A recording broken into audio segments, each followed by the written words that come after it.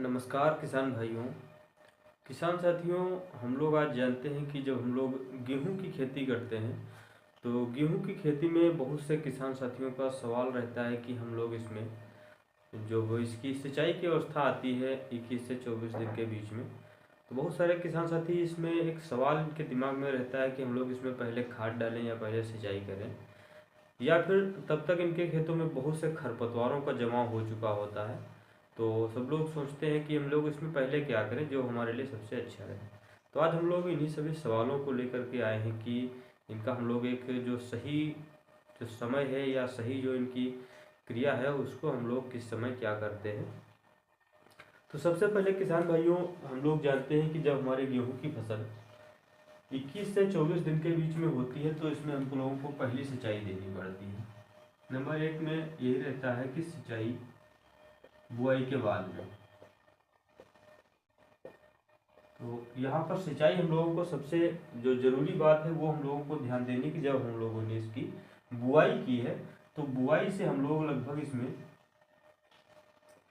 18 से 24 दिन का जो समय होता है इसी बीच में हम लोगों को सिंचाई करनी है, ध्यान दे करके। ये सबसे वीक पॉइंट रहता है क्योंकि यहाँ पर ऐसा होता है कि जो हमारा जो पौधा होता है गेहूं का,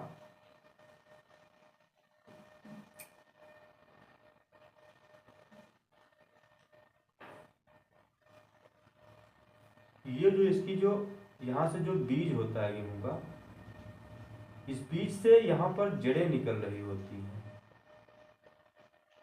किसान भाइयों, यहाँ पर जो जड़ें निकल रही होती है इसके बाद में ये जो जमीन होती है इसमें ढेले होते हैं।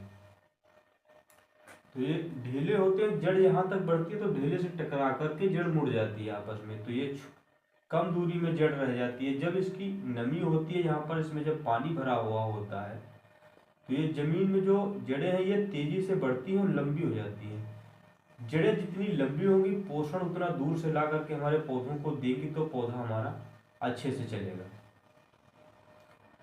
तो इसीलिए इसी अवस्था में सिंचाई करना बहुत जरूरी हो जाता है।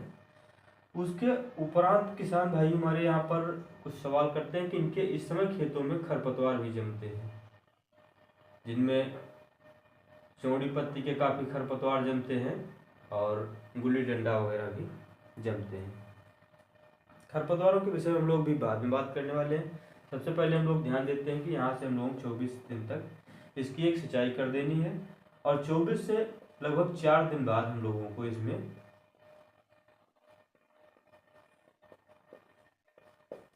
जो खाद देनी रहती है वो खाद हम लोग दे देते हैं, जिसमें हम लोग मेनली नाइट्रोजन देना रहता है तो हम लोग यहाँ पर यूरिया लेते हैं। यूरिया हम लोगों को लेना है लगभग 40 kg एकड़ के हिसाब से। और इसके साथ साथ में जो हमारा यहाँ पर पौधा जब इस समय बढ़वार पे होता है तो इस समय जब इसका 30 दिन का पहुँचता है तो इसमें कल्लों का फुटान काफ़ी तेज़ी से होने स्टार्ट हो जाता है। तो इस समय जो हमारे पौधे हैं इनको जो है माइक्रो न्यूट्रिएंट्स की काफ़ी ज़्यादा आवश्यकता होती है। तो इसमें हम लोग आज 2 कॉम्बिनेशन के बारे में बात करने वाले हैं, जिनमें हम लोग जानेंगे कि हम लोग जो इसमें माइक्रो न्यूट्रिएंट देते हैं तो उसमें हम लोग कौन कौन सी चीज़ों का विशेष रूप से ध्यान रखेंगे कि पौधों को क्या क्या चाहिए होता है। तो बहुत से किसान साथी इस समय हम लोग डालते हैं इसमें जिंक प्लस सल्फर डाल देते हैं। तो आप लोग इसमें जिंक ले रहे हैं 33% वाली तो 5 kg जिंक ले लीजिएगा, और सल्फर ले रहे हैं तो 2 से 3 किलो सल्फर। ये दोनों को मिला करके 40 किलो यूरिया हम लोग डालते हैं।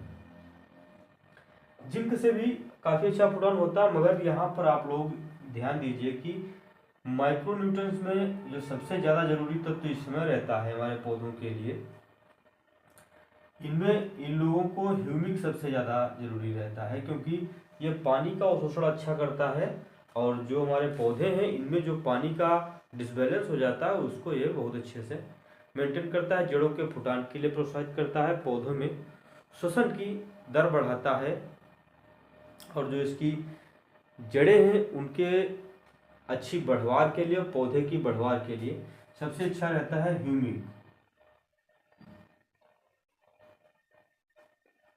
तो किसान भाइयों, आप लोग इसमें ह्यूमिक डाल रहे हैं तो ध्यान दीजिएगा कि ह्यूमिक दो प्रकार से आप लोगों को प्राप्त होगा। वैसे ह्यूमिक मुख्यतः तीन प्रकार का होता है, तो आप लोग यहाँ पर जो दो प्रकार का ह्यूमिक है उसमें आप लोग एक तो ह्यूमिक दानेदार पाते हैं। दानेदार यदि आप लोग पा रहे हैं तो 3 किलो एकड़ के हिसाब से ले लीजिएगा। और यहाँ पर दूसरा जो फार्म होता है पाउडर वाला, पाउडर वाला यदि आप लोगों को ह्यूमिक मिल रहा तो आप लोग 1.5 से 2 किलोग्राम तक लीजिएगा केजी, या फिर 2 केजी। किसान भाइयों, ह्यूमिक को जब भी डालना है तो हम लोगों को ओस के समय डालना है, क्योंकि ये जो पत्तियां होती हैं पौधों की, इन पत्तियों से ये चिपक के जाएगा यहाँ पर, तो ये अच्छे से रिजल्ट जल्दी देगा। अन्यथा की दिशा में रिजल्ट देगा, मगर जब ये जड़ से जाएगा जमीन से तो काफी समय लेगा। उसके समय डालोगे तो ज्यादा जल्दी रिजल्ट इसके प्राप्त होंगे। किसान भाइयों,